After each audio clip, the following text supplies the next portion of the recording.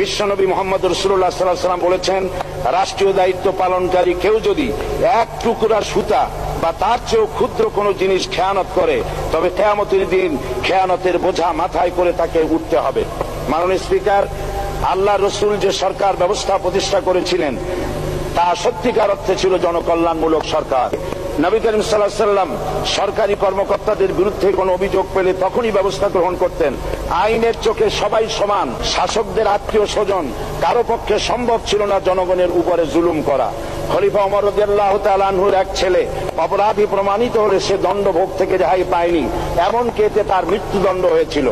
আবার খলিফা নিজেকে আইনের ঊর্ধ্বে মনে করতেন না, তাই বর্ম চুরির ঘটনা আলী রাদিয়াল্লাহু তাআলা আনহু কাজীর দরবারে সাধারণ ফরিয়াদির মতো উপস্থিত হন। নিজের ছেলে ও চাকরের সাক্ষী যথেষ্ট না হয় কাজী খলিফার বিপক্ষে রায় দেন। এখানে বিচার বিভাগ ছিল সম্পূর্ণ স্বাধীন এবং শাসন বিভাগের